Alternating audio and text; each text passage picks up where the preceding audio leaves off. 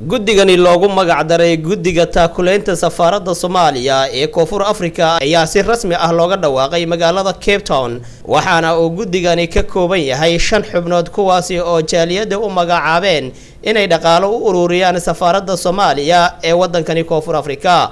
kulankan lagu magacaabay guddigani ayaa waxaa ka qayb galay madaxda jaaliyada, ganacsato, culimo oo diin iyo bulshada qaybaheeda kala duwan.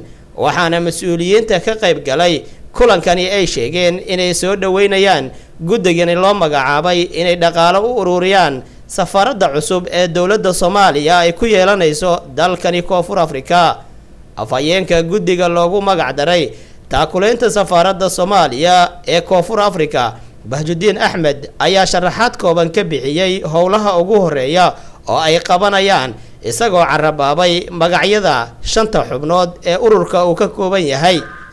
guddiga waxa ka dhalatay in la sameeyo 5 xubnood oo loo sameeyay inay noqdaan 5 nin ee matasha qabanqaabadaas iyo diyaarintaas sidii loo dhisi lahaa safaaradda magaalada Cape Town iyo Western Cape guud ahaan.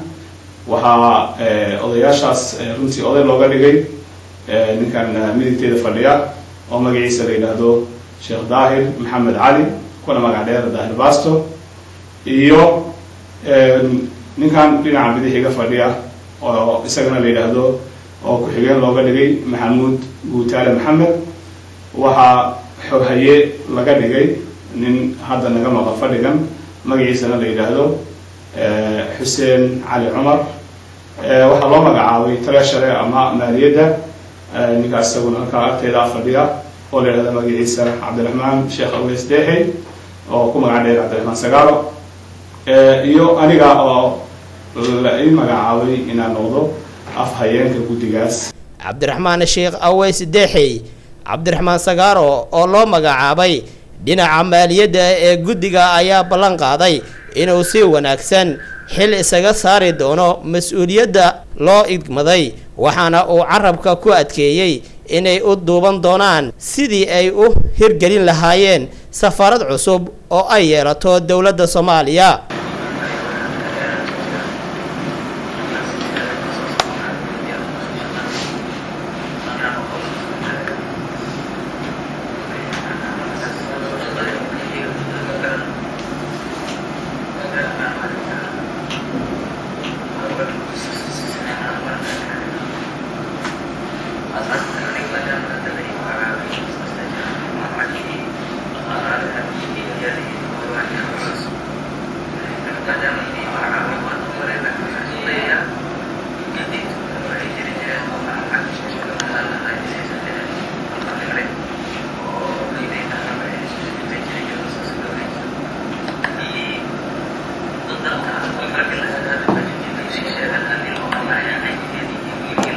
magacaabista guddigani ayaa imaanaya xilli dhawaan markii uu safiirka cusub ee Soomaaliya u soo magacaawday dalkani Koonfur Afrika Sayid Xasan Shariif oo jaaliyada Soomaaliyeed ka codsaday in la sameeyo guddi raadiya dhaqaalihii lagu hirgelin lahaa safaaradda Soomaaliya.